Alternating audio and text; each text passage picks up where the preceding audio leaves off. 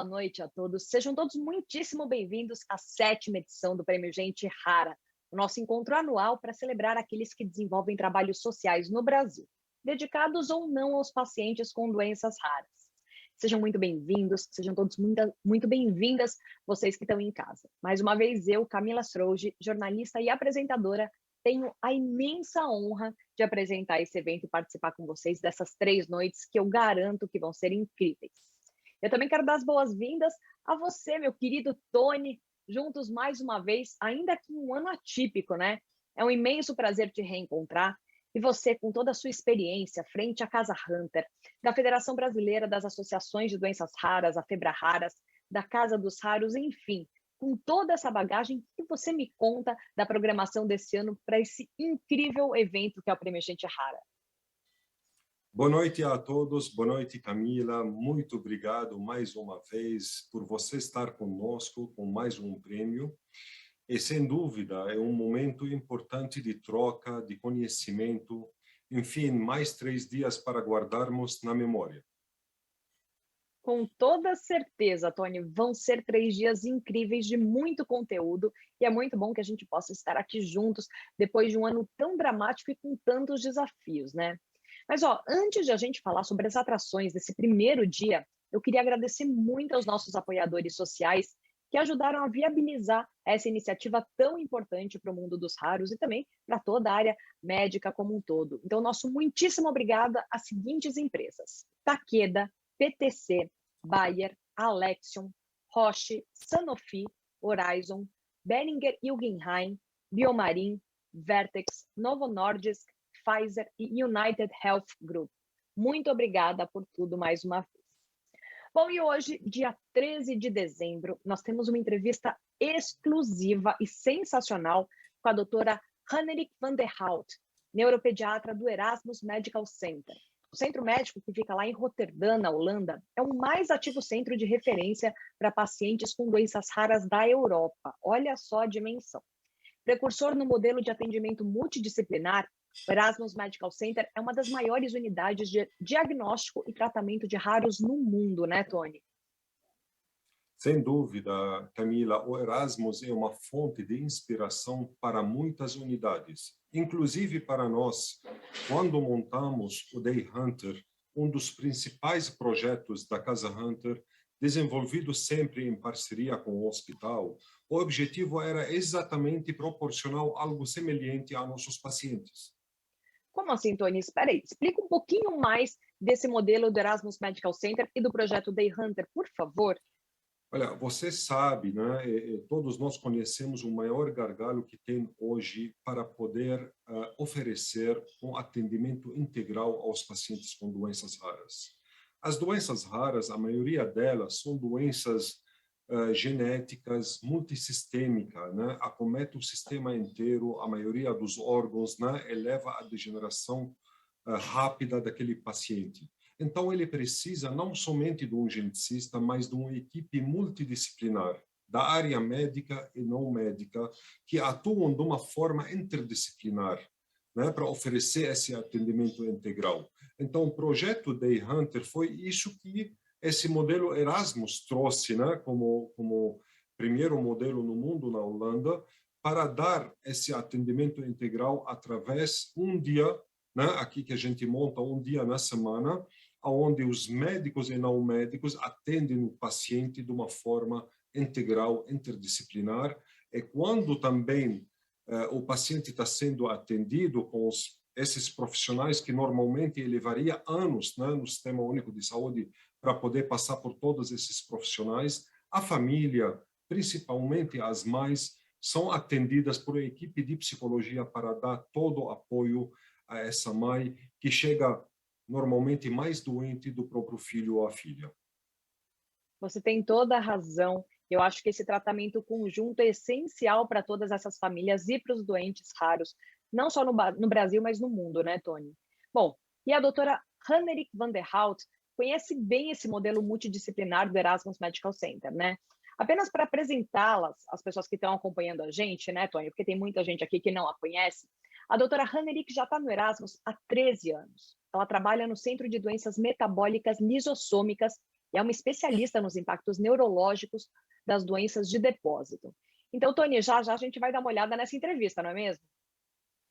Sem dúvida, e tem mais, né, Camila? Temos duas referências na genética preparadas para repercutir essa entrevista, não é? Oh, se é, Tony. Depois da exibição dessa entrevista incrível, a gente vai receber o Dr. Roberto Giuliani, professor titular do Departamento de Genética da UFRGS, chefe do Grupo de Pesquisa Clínica em Genética Médica do HCPA, coordenador do Instituto Nacional de Genética Médica Populacional e membro da Academia Brasileira de Ciências. Ufa, olha só que currículo, né? E tem mais, óbvio que tem mais. Ao lado do Dr. Giuliani vai estar a doutora Chong-Wei Kim, médica assistente da Unidade de Genética do Instituto da Criança do HCFM USP, professora associada do Departamento de Pediatria da Faculdade de Medicina da USP. Enfim, Tony, esse encontro promete. Mas antes de a gente passar para a entrevista, eu tenho uma coisa muitíssimo importante para dividir com vocês. É que pelo segundo ano consecutivo, a Casa Hunter promove uma campanha de arrecadação pública na véspera do Natal. É uma ação muito bacana. E a intenção dessa ação é arrecadar fundos para proporcionar a doação de cestas básicas para as famílias em estado de vulnerabilidade social, que são atendidas nas unidades Day Hunter de São Paulo, do Rio de Janeiro, de Salvador e de Goiânia. E você que está acompanhando a gente aí de casa, pode e deve participar dessa iniciativa. É super simples. Para doar, é só você entrar na página que foi desenvolvida especialmente para essa campanha. Eu vou passar para você o endereço, ó, natalparatodos.org.br. Então, acessa aí, ó, natalparatodos.org.br. Assim que acabar a live, é lógico. Agora eu não vou pedir para ninguém sair, mas assim que acabar, se você puder colaborar de qualquer maneira, nós ficaremos imensamente felizes. Eu já fiz a minha contribuição e a gente está esperando a sua também, tá bom? Enfim, agora sim, vamos à entrevista. Vamos só ver como é que foi esse papo incrível da Ariadne com a doutora.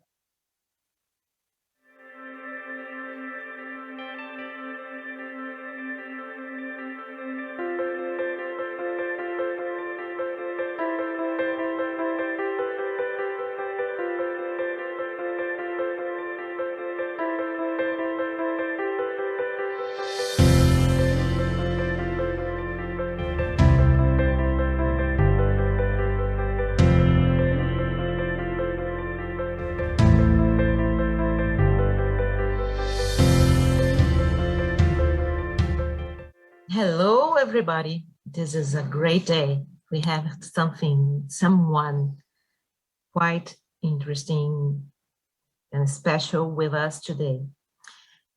First of all, I'd like to ask you to introduce yourself to our public to better know you and your work. Bom dia, todo mundo. Me llamo Hannerieke van den Hout en sou doutor em Rotterdam. Então, o meu português não é muito bem. Então, vou falar inglês. So I'm really sorry. I spent some time in Brazil, but nowadays I don't talk Portuguese much anymore. So that's why I now talk English. I think that's preferable. I'm one of the co-workers of Professor van der Ploeg.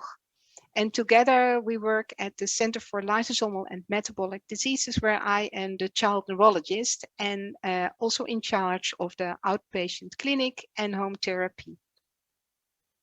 Such a pleasure. Como vocês podem ver, ela fala português um pouquinho, mas essa entrevista vai ser em inglês mesmo, tá bom, gente? So, the Erasmus Institute is, in European terms, a relatively new institution. It was founded in 1913, and it should be noted that in a short period of time, it became relevant in the international scenario, especially in rare disease. And this is a very interesting information. There are 23 reference networks for rare disease in Europe. And Erasmus Medical Center is a partner in 17 of these networks, making them the most active in all European care institutions. Could you please explain how Erasmus MC has become a world reference in rare disease? Well, thank you very much. Well, as an academic institution, we serve as a last resort for patients, and therefore it is our task to commit ourselves to complex and complicated disorders for which a treatment is sometimes, but not always, available. To us, this is very important, and we take this task really serious. On top of this, a lot of the care we provide at Erasmus MC and also research is in the field of rare diseases. You could say that Erasmus MC kind of breathes rare diseases. It's in our DNA. We have a lot of expertise, and from our role for society, we see connection in the region, nationally and internationally. Collaboration is part of our strategy. So that's why when the ERNs came up, it was logical for us to join. And soon we will be part of 23 of the actually 24 European reference networks. And this is amazing. It's a huge job, you know. Every time I read about it, I really became impressed with the scopes of the work. They're really huge. So let us go to the second question. You know, Erasmus is at the head of Projeto ERICA, European Rare Disease Research Coordination and Support Action. One of the ERICA goals is to promote the construction of a collaborative ties among European centers of rare disease research and innovation. Explain to us the expected impacts of this project and the progress of these activities. Yeah, well, I can do that. The ERICA consortium is in which all 24 ERNs participate, is actually coordinated by Professor Alberto Pereira. And he's working at the Leiden University Medical Center, and we work very, very closely together with Leiden in the Medical Delta. ERICA aims to build on the strength of the individual ERNs and to create a platform that integrates all ERNs research and innovation capacity, and it strengthens the research, European research, to increase impact, innovation, and visibility of the European ERNs. ERICA aims to seek strategic partnership and engage with all relevant stakeholders in their RD domain, also with patients, and assemble transdisciplinary research groups working across the global health spectrum, but with one common focus: rare diseases. This will result in efficient access and safe therapies for the benefit of patients suffering from rare diseases and complex conditions. On March 1st, 2021, ERICA has started, so it's relatively young. And since then, much progress has been made in fields such as data collection, integration, and sharing, like data sharing agreements and data access policies and data verification. Patient-centered research, which is very upcoming. So there was a central repository created for patient-centered outcome measures. So ERICA in a small time has done a lot. And it has also worked on translation of research. So, for example, by education on current research services available for the rare disease community. So if you ask me to the expected impact of the ERICA project, I really think it will be large. New intra and inter-ERN rare disease competitive networks, effective data collection and strategies, better patient involvement. I really feel that that is really important because it's the patient that can tell us what they need. Enhanced quality and impact of clinical trials, and increased awareness of ERN's innovation potential. So if it's successfully, This European model and concept can be extrapolated beyond Europe to further increase impact at the global health level. So it can serve as a model also outside Europe. Wow.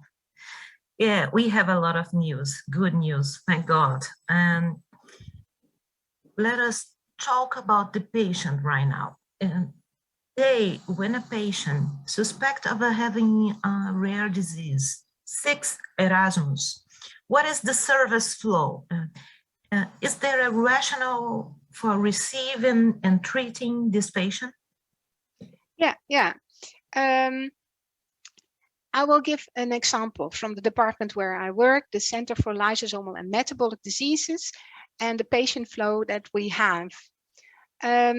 Patient may be referred to us from peripheral hospitals in the Netherlands or even from other academic hospitals, because the centers know that we are a national center of expertise for metabolic and lysosomal diseases, and they will contact us when they have a patient who they suspect of a metabolic or lysosomal disease. And then we will have the patient in our hospital, and in the first consult, we will do several diagnostic tests and, of course, a history and a good physical examination. Our diagnostic lab then shares the results with us, and on top of that, we have weekly meetings with the lab to stay on top of things. Then, after a diagnosis, we will see what kind of diagnosis the patient has, and we will put him in a care pathway, and this will be multidisciplinary. And in order to both have a look at the whole patient and not only on one organ or one specific part, and also to help the patient in not having to come back to the hospital over and over again, we will after that have the patient in our hospital for 1 day, and in that day he will visit all the doctors which are needed for that disease. On the end, he will meet the metabolic consultant and me, and then we will have a full advice and a full overview of the whole situation of the patient, and that's inclusive physical therapy, examination, and cognitive workup. It's everything together. Another way in which patients are referred to us is newborn screening program. So the National Institute for Public Health and Metabolic Disorders may give us a phone call of a new suspected patient, and we will try to see that patient as soon as possible, potentially the same day, and then do a full workup, and in the days thereafter, as soon as possible, the patient will get a final diagnosis or not. And then we also get patients referred internationally, and that flows through our International Patient Center, and that is a center with which serves as a full-service medical travel company, and they assist patients from other countries and referring physicians to seek consultation at our hospital, and or being it a second opinion or a medical treatment or whatever. So they can kind of get the questions and give the right answers back, and they will organize they will help in organizing the trip and the stay, and then we can see that patient mostly in 1 or 2 days. And then finally, physicians can contact us through the international CPMS system, a clinical patient management system online set up for the European reference networks. When there is a question or uncertainty about a patient, it is possible to consult fellow physicians from our metabolic centers in Europe through this system. So then we can do it online. And then last but not least, there's always email. So we give a lot of advice to other centers by mail. And you use, as are you telling us, you used to receive messages all around the world, Brazilians included. Yeah. Okay, great. Today, Europe has a cooperative network to help diagnose and treat rares. Can this partnership model also be observant in access to treatment? Yeah, that's the idea. Yeah, the purpose of the European Reference Network is to quickly share knowledge instead of letting the patient spend hours of searching for the right information. Through the CPMS system, which I just mentioned, physicians can upload a case and ask for consultation from their fellow physicians in other countries. And in this way, the proper diagnosis and treatment are quickly found. Collaborations contribute to a faster diagnosis and a faster finding of the right treatment. So it's one of the goals is exactly what you say, to increase the speed of getting a right diagnosis and the right treatment. Gene therapy has been identified as a source of hope for patients with rare diseases that still do not have treatment. Has Erasmus actively participated in research for the development of new genetic treatments?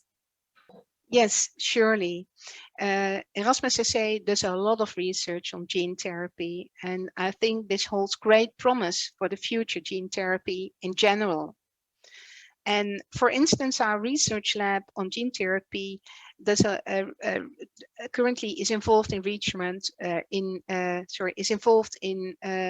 studies on Pompe disease, on MPS II, but we also look at diseases which are currently not treatable.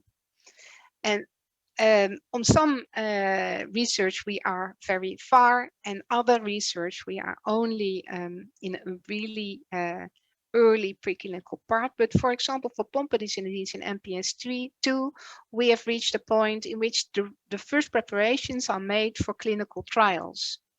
And although you might think, okay, that's not my disease, so that will not help me, that is not right, because when we can find mechanisms to treat one disease, that learns us to treat others. So an advancement in a totally different disease might help your disease as well.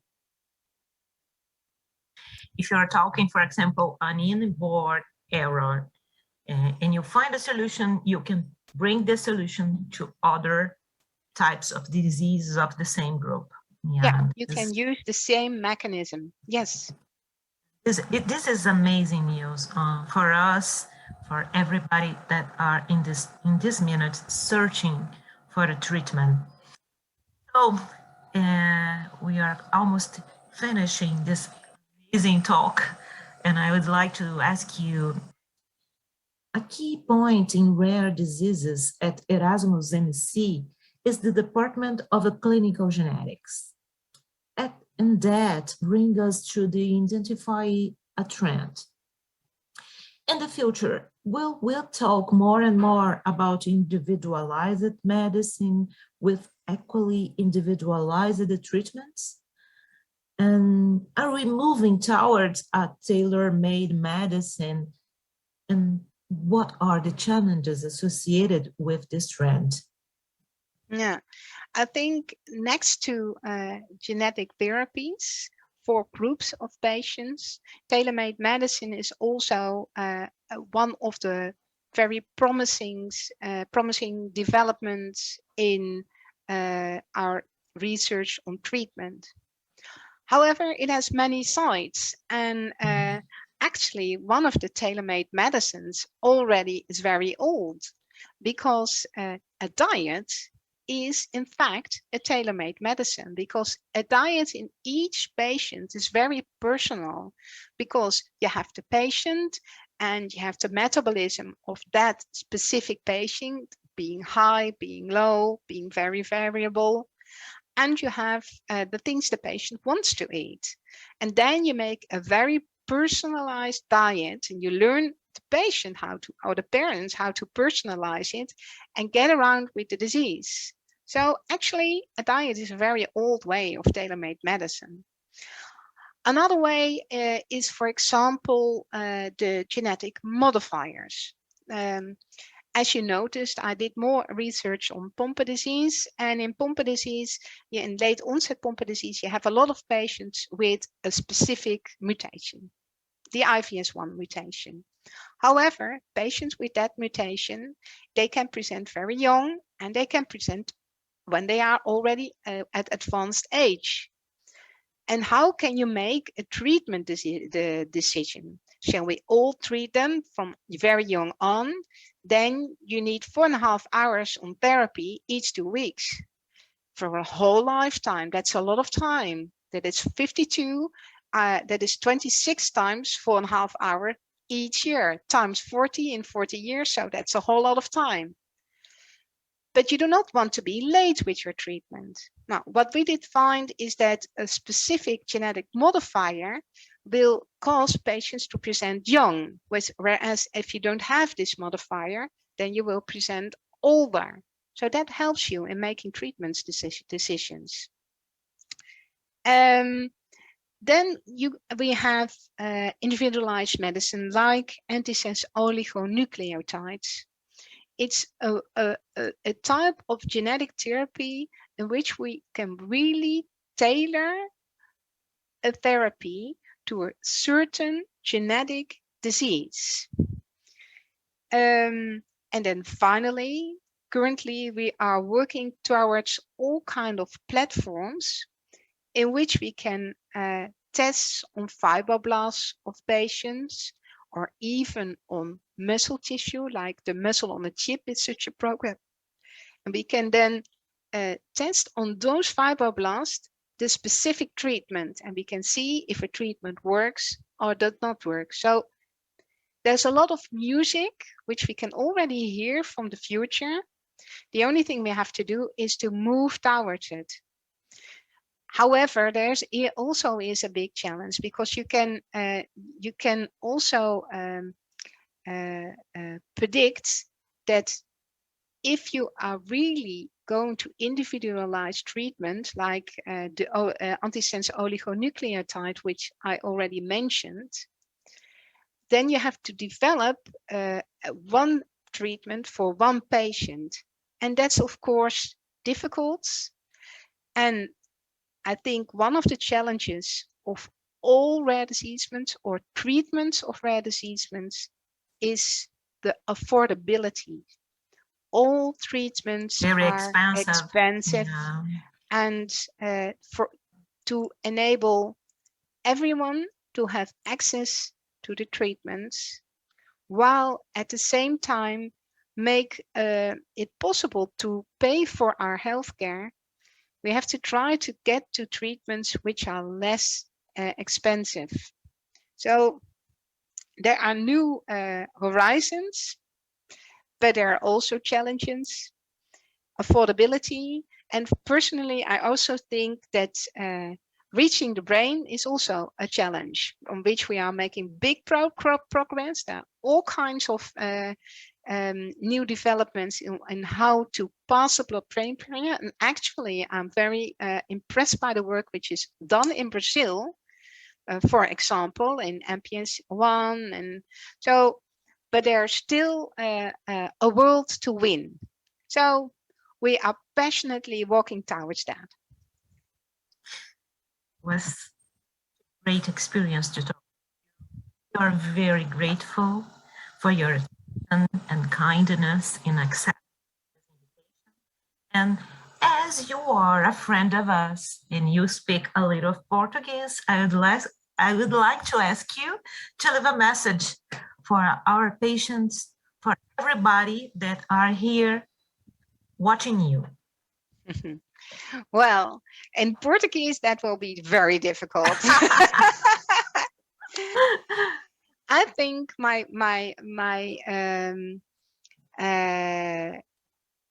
wish for everybody is that keep good hope, because you are not alone. Together, you are a very big group, and keep your eyes focused on the horizons because they keep promise. And together with you, we can walk through the horizon, to the sun, and we'll just take the trip, just one pass at a time, one step at a time. Muito obrigada. De nada. It was an amazing experience. Bye-bye. Estava muito bem. Thank you, and see you next time. Ciao.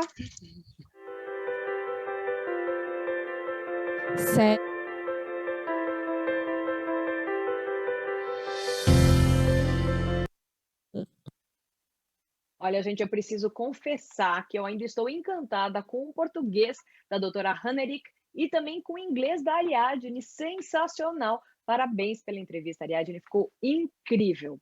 Bom, e depois dessa entrevista aí, sem palavras, repleta de dados relevantes, né, super relevantes para os pacientes com doenças raras, é hora de a gente repercutir localmente todas essas ideias, não é mesmo?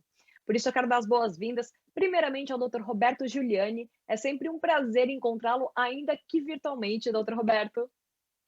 Boa noite, Camila. Muito obrigado pelo convite. É uma satisfação estar aqui nesse prêmio, na 7ª edição do Prêmio Gente Rara. Olha, é um prazer recebê-lo aqui e é um prazer também rever a doutora Chong Ae Kim. Seja muitíssimo bem-vinda, doutora. Sua participação, muito honrada, junto com o professor Roberto. Nós que estamos honrados de poder ter duas referências como vocês aqui com a gente. E, bom, convenhamos que a gente tem um material riquíssimo aqui para conversar, né? Mas antes de eu passar a palavra a vocês, eu quero avisar quem está acompanhando a gente aqui através do portal que vocês também podem mandar as suas dúvidas e o seu comentário. Eles são muitíssimo bem-vindos. É só você usar aqui a aba de comentários da nossa plataforma. Vale lembrar que quem estiver assistindo pelo celular não consegue mandar se estiver em tela cheia. Então, se você tiver do seu computador, usa aqui embaixo a aba de perguntas e mande a sua pergunta para o Dr. Giuliani e para a doutora Chong. Agora é com vocês dois que eu vou falar, porque vocês também, aliás, podem ficar super à vontade para interagir um com o outro. Aqui a gente está em casa e vocês dois sabem disso, Dr. Roberto e doutora Chong. Então vamos começar, Dr. Roberto Giuliani, pelo senhor. O senhor já teve a oportunidade, né, de visitar o Erasmus Medical Center e ver de perto esse modelo de atendimento que é desenvolvido por eles na Holanda. Eu queria que o senhor falasse para a gente quais são as vantagens que o senhor identifica na implantação dessa proposta. Bom, Camila, realmente uma referência internacional, o centro lá de Rotterdam, sendo o Erasmus, e eles têm uma proposta que é muito inspiradora para os serviços de doenças raras no Brasil, e particularmente para esse modelo transformador que nós pretendemos implementar na Casa dos Raros, né? É a questão do atendimento integral para o paciente, né? Ou seja, o paciente fica no centro de uma teia de especialistas que podem trabalhar ao redor daquele caso e tentar identificar a melhor forma de manejá-lo. E também a questão do tempo, né? Nós temos que... O tempo é muito importante para muitos desses pacientes com doenças raras e nós precisamos definir rapidamente para quais o tempo é mais crítico, né? Identificar esses casos e dar para eles uma atenção imediata e, claro, e sem deixar de lado os demais, mas sempre dando uma prioridade para aqueles em que o tempo realmente faz muita diferença, né? Então, isso que a gente está pensando nesses conceitos, nós estamos pensando em levar adiante aqui no Brasil também, porque eles são realmente pilares, né, de uma boa atenção para a comunidade de doenças raras. O senhor tem toda a razão, doutor Roberto Giuliani, o tempo é um recurso complicadíssimo quando a gente fala de doenças raras. E, doutora Chong, quais seriam os maiores desafios para a implantação de uma abordagem como essa aqui no Brasil? Você tocou no assunto difícil, desafios são vários, né?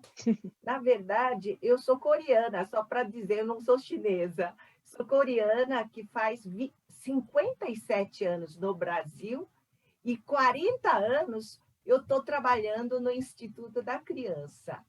Tornei chefe da unidade de genética do Instituto da Criança já faz 32 anos, só que eu era chefe de mim mesma, eu não tinha outra equipe. Você vê a prioridade, né, que eles dão. Na verdade, genética não foi prioridade, nem é prioridade de uma pediatria, Instituto da Criança, do Hospital das Clínicas, que é o maior hospital latino-americano. Você vê que genética médica de doenças raras realmente não são muito valorizadas, vamos dizer. Mas não posso queixar.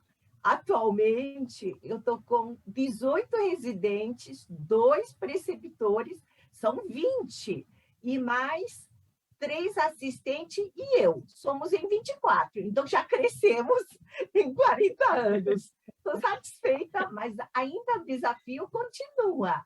Porque a primeira coisa é demora de pediatras ou médico de saúde da família desconfiar que seja uma doença genética, né? Então, demora de reconhecer isso, porque não tem na educação deles sobre doenças raras, né? São raras.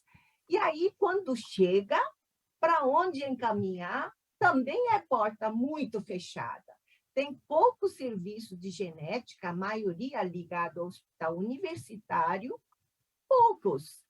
E ainda a porta é estreita. Como tem pouca gente, é muito, vagas são restritas, então sempre não tem vaga. E quando consegue a vaga, eu tenho que dar, é como já disse, Erasmo é muito assim longe da realidade, apesar de ser essencial.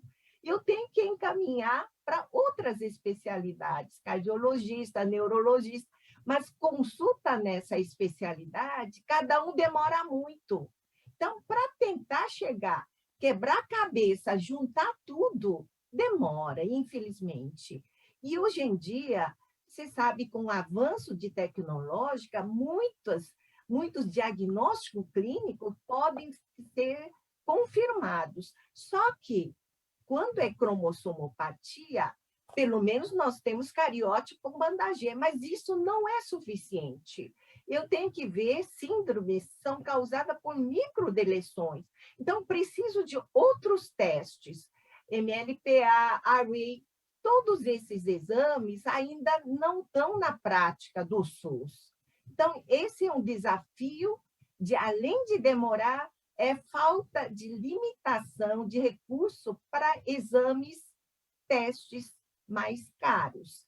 E nós sabemos, temos exoma, até genoma atualmente. Então, para doenças monogênicas, tem que fazer exoma, porque muitas doenças, às vezes, são vários genes e ainda não tem nem gene conhecido. Só que esses exames são disponíveis aqui no Brasil, mas a nível do SUS nós não temos. Então, eu faço para nossos pacientes SUS, parceria com os outros é fundamental, tudo, ou então baseado em pesquisa. Isso eu tenho feito, últimos anos, realmente, depois que eu defendi doutorado, eu tenho feito projetos. Só que o projeto acaba, né? Então, não consigo dar continuidade de serviço assistencial. É isso. Então, desafio grande. Oxalá, com Casa dos Raros, que venha num dia realmente multidisciplinar de outras especialidades e ainda tentar tratamento com multiprofissional.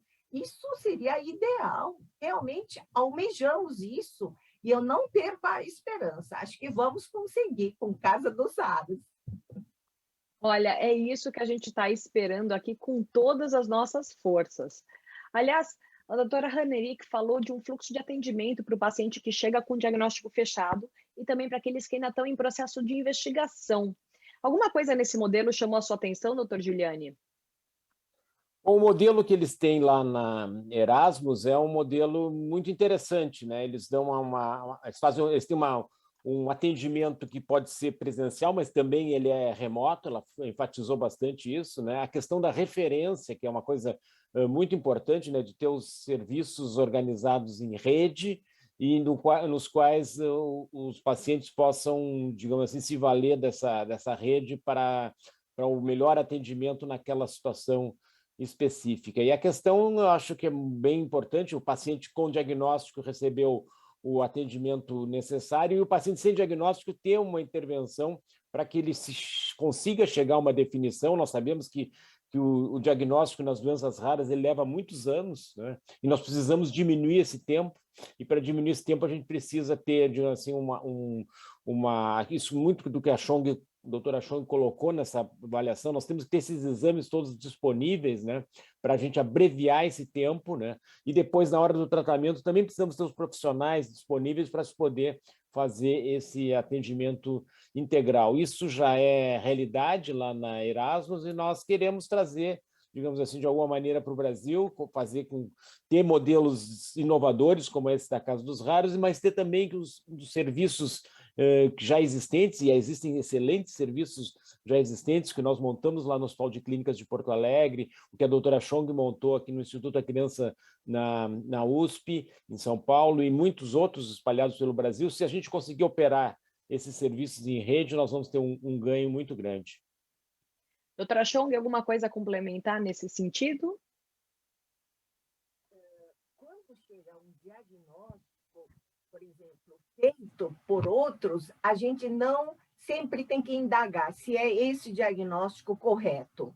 Aí precisamos avaliar novamente se a gente concorda com esse diagnóstico. Nunca ficar confiante naquele, se não tem uma comprovação. E muitos chegam sem diagnóstico. Exatamente, a mãe já andou várias especialidades que não chega ao diagnóstico. Então, a ansiedade da mãe, da família, é muito grande. Quer chegar ao diagnóstico.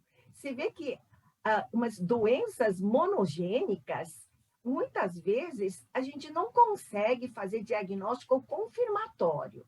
Eu tive recentemente que a criança ficou acompanhada durante 25 anos. Chegou o diagnóstico. Era o terceiro caso na literatura, mas só chegou graças ao exoma, né? Mas exoma também não chega ao diagnóstico 100%, nem com genoma. Então, quando não tem diagnóstico, eu luto muito para conseguir fazer exoma, mesmo pacientes carentes. Isso com parceria com estrangeiro. Faço o mundo todo, diferentes continentes. Ultimamente, a parceria maior com o Japão. Ele já fez, para mim, mais de 400 exomas de graça. Do trio, outro detalhe. E ele me paga até FedEx. Ele que paga, porque eu não tenho recurso. Eu confesso, quando tem medicamento de alto custo, principalmente em doenças metabólicas, indústrias apoiam. No meu caso, não tem medicamento, então não tenho apoio de ninguém, só é projeto e parceria com interesse científico, né? E agora, quando não tem, mesmo que chegue ao diagnóstico, o tratamento não tem medicamento nem a dieta. São cuidados gerais, paliativos e precisa de multiprofissional para, pelo menos, facilitar a cuidadora, né? E melhorar alguma coisa e não piorar. Isso é difícil. Existe no papel. No Hospital das Clínicas tem toda a equipe excelente. Só que para doenças genéticas raras, isso não existe na prática. Mas temos uma luz no caminho. Recentemente foi aprovado residência multiprofissional em doenças raras. Eu vou aceitar, quero formar realmente uma equipe multiprofissional para pudesse, né, mesmo com diagnóstico ou sem diagnóstico, oferecer tratamento para ajudar, melhorar a qualidade de vida deles. Olha, estamos aqui torcendo todos os dias por isso, doutora Chong. Agora, olha, o Tônio, nosso Antoine Daher, mandou aqui uma pergunta também. Ele falou assim, vocês acham que os centros habilitados hoje pelo Ministério da Saúde pode oferecer esse papel de trabalho integral? Vamos começar com o senhor, doutor Roberto Giuliani, por favor. Eu acho que foi um grande avanço essa portaria 199 de 2014, que criou a política de atenção integral às pessoas com doenças raras. Os centros começaram a ser implementados em 2016, os serviços de referência serem designados em 2016, mas assim, isso vem avançando pouco, né? Nós temos hoje 19 centros no país, o país tem 27 estados, não chega nem a ter um por estado, né? Isso é um número insuficiente, e também assim, a dotação desses centros, a remuneração que eles têm pelo atendimento, ela é claramente insuficiente. Então, a gente precisa avançar mais, acho que é um bom modelo, né? Mas nós precisamos avançar nesse programa, expandir o número de centros, aumentar o tipo de serviços oferecidos, a remuneração que se dá pelos serviços prestados, que daí vai possibilitar que sejam feitos mais exames, se contratem mais profissionais para atender. Então, mas é um modelo interessante que tem que evoluir. E uma das coisas que ele tem que evoluir é que fazer esses centros operarem em rede, né? Então, isso também está faltando, mas eu acho que temos aí como disse nossa entrevistada aí no final da entrevista, né? É uma viagem longa e vamos passo a passo, mas vamos chegar no final e vamos chegar aos nossos objetivos. Tem muita coisa boa vindo aí, tem novas estratégias de tratamento, a terapia gênica chegando com força, né? Essas novas métodos de diagnóstico que realmente estão revolucionando aí a identificação de doenças raras. Então, nós estamos avançando e eu sou otimista aí com o que vem pela frente. Com certeza, doutor Roberto. Olha, além de muito trabalho, a gente precisa de um pouquinho de sorte, então a gente está aqui torcendo pela sorte e trabalhando muito para que isso tudo aconteça. Doutora Chong, o que a senhora acha a respeito dessa pergunta que o Tony fez? Se os centros habilitados hoje pelo Ministério da Saúde podem oferecer esse papel de trabalho integral? Isso é uma iniciativa ótima, que eu saiba, 17 centros, 19, enfim, foram credenciados, né, pelo Ministério da Saúde. Acho boa iniciativa. Mas você acredita, HC de São Paulo, o maior hospital que a gente tem genética há mais de 40 anos, não foi credenciado. Não é pelo Ministério, mas sim receio é de gestor. Exatamente por medicamento de alto custo, eles resistem, têm medo de quebra do hospital com medicamento caríssimo, realmente, né? Você sabe que uma terapia gênica, cada olho custa $1 milhão. Não dá. Agora, para meus pacientes, a grande maioria não é isso. O pouco que viesse seria lucro, porque eu não tenho nada. Poderia fazer NLPA, fiche, atendimento, receber aconselhamento genético, se o dinheiro vier para a genética. Porque muito dinheiro do centro de referência queixam que vai no pool do hospital, acaba não chegando à genética. Então, aqui em São Paulo, capital, nosso HC e Escola Paulista são duas escolas que acabam dando muitas palestras, mas não são credenciados. E eu fico agoniada, mas não depende da minha vontade. O pouco que vem para mim já será muita ajuda, mas não veio. Agora, outro ponto que eu me esforço muito, esse também é minha luta, vamos dizer, é diagnóstico pré-natal e diagnóstico pré-implantacional de doenças genéticas já reconhecidas com estudo molecular para casal de risco. Todo sonho de um casal é ter filho normal, não é? Isso é alegria, felicidade. Mas, quando tem um filho, 2 filhos, com receio de ter outros filhos que realmente têm risco elevado, às vezes 25% doenças herança recessiva dominante, 50% não tem, né? Não fazem. Mas isso eu quero oferecer para casal de risco de nossos pacientes SUS carentes. Eu estou lutando muito, convencido, porque não depende da minha vontade também, depende da reprodução humana, né? De ginecologia. Nós vamos começar no HC, já começamos o primeiro casal, mas o casal acabou separando. Então, quem está ouvindo, eu vou querer que faça diagnóstico pré-implantacional para casal de risco sem nenhum recurso. Tem que ser via SUS. Sai muito em conta, mais em conta, do que para o governo, do que nascer 2, 3 filhos afetados, né? Então, é 1 para 4, essa é a realidade. Nós não temos nada a oferecer diagnóstico pré-implantacional para pessoas carentes. Clínica privada, eles pagam, mas o que eu quero é para paciente do SUS. Realmente, não é possível não fazer nada com um casal de risco de 50% e 25%. E eu tenho estudo molecular do paciente, então dá para fazer. Maravilha, doutora Chung. Esse momento. Não, sensacional. E eu acho que é essencial. O que a senhora falou faz todo sentido, e trazer isso, tornar isso acessível para a população através do SUS é de fato essencial. Olha, o Rafael Boiati mandou aqui uma pergunta. Ó. Um dos pontos mais interessantes apresentados nessa entrevista é o modelo europeu de cooperação entre os países membros da comunidade. Guardadas as devidas proporções, os senhores acreditam na implantação de um modelo de rede no Brasil? Vamos começar com a senhora, doutora Chung. Olha, se eu não fizesse parceria internacional, quando eu nem tinha DNA-teca, eu não teria feito nada durante esse período. Eu sempre fiz parceria internacional. E nacional também. Nacional demora mais, porque a gente não tem recurso. Mas tenho feito, tenho avançado. Por exemplo, a deleção do 22Q.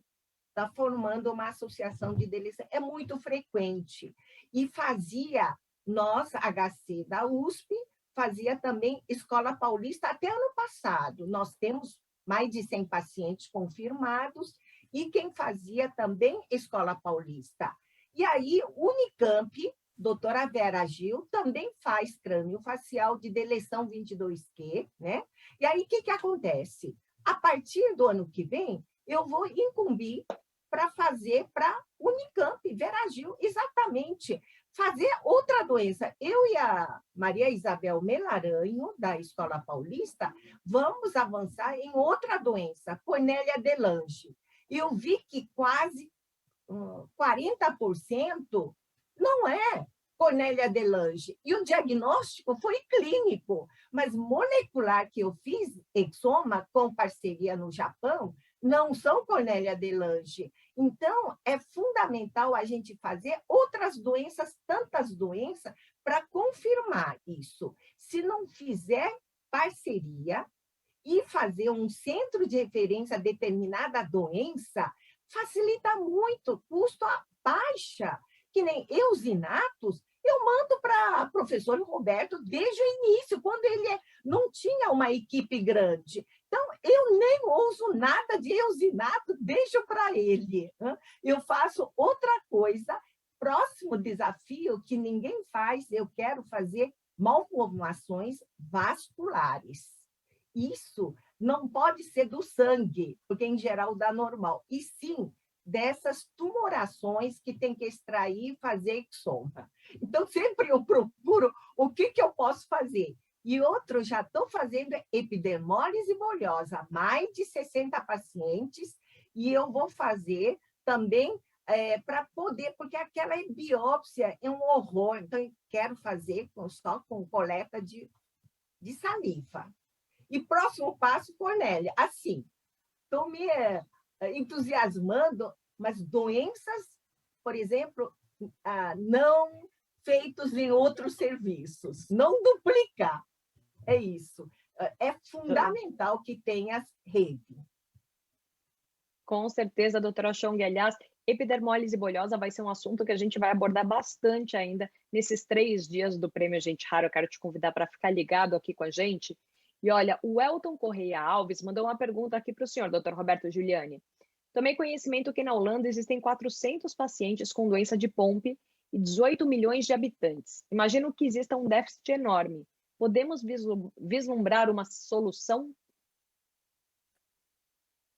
Acho que ele está se referindo ao fato de que tem muitos pacientes com doença de Pompe para uma população relativamente pequena comparada com a do Brasil. Na verdade, a Holanda tem uma proporção de doença de Pompe um pouco maior do que o resto do mundo, por um efeito fundador, né?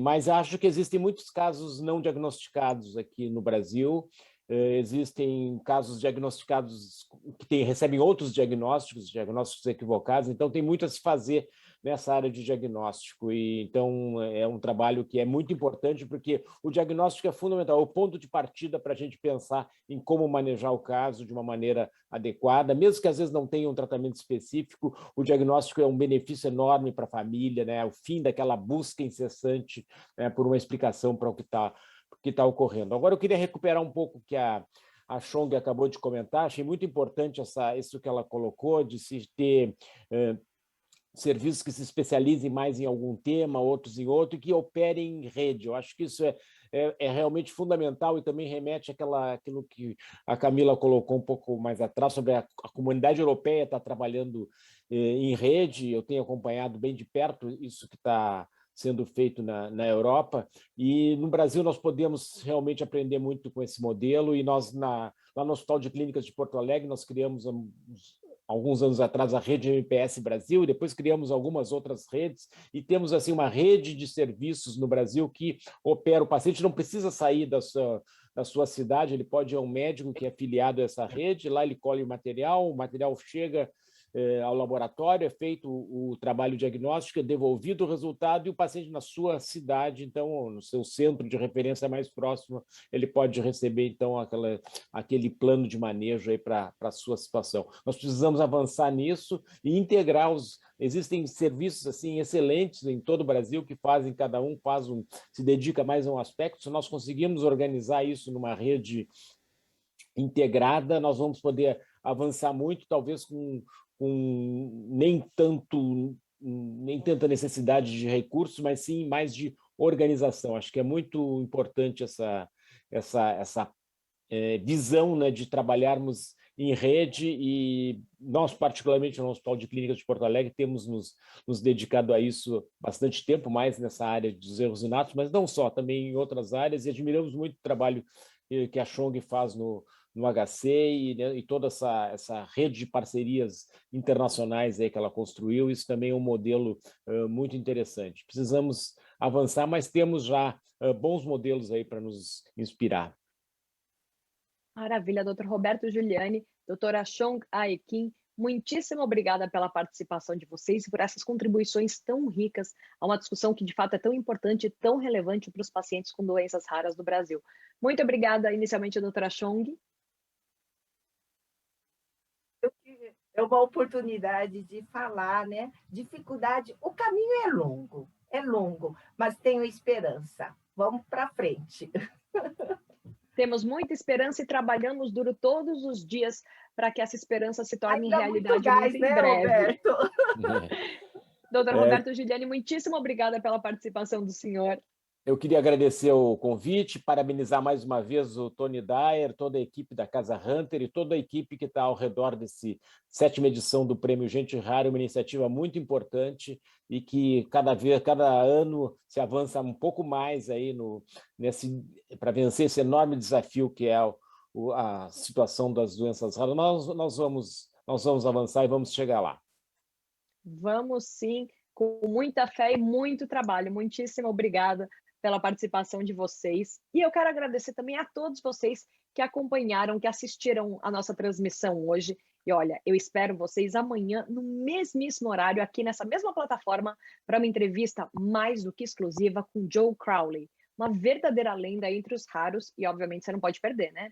Advogado e empresário norte-americano, Crowley foi responsável por uma grande revolução na indústria farmacêutica ao assumir a gestão de empresas de biotecnologia e desenvolver novas abordagens de tratamento. Em uma entrevista exclusiva para a Casa Hunter, o executivo reflete sobre a trajetória das doenças raras nos últimos 30 anos, os desafios de incorporação das novas tecnologias disponíveis e sua trajetória, que inspirou o filme Decisões Extremas, estrelado por Brendan Fraser e Harrison Ford. É uma história incrível e é uma história que você vai acompanhar aqui com a gente no Prêmio Gente Rara. E para repercutir essa entrevista, a gente vai contar com a presença do Eduardo Calderari, vice-presidente da Interpharma, Associação da Indústria Farmacêutica de Pesquisa, que representa mais de 50 laboratórios farmacêuticos. Vai ser incrível e eu posso garantir que vai ser ainda melhor, sabe como? Com a sua presença aqui com a gente.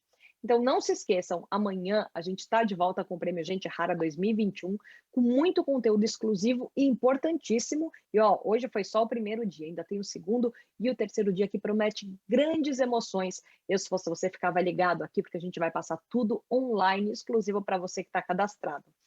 Então, nos encontramos amanhã, eu espero por você, ver se não vai perder. Uma excelente noite para todos, um beijo e até amanhã.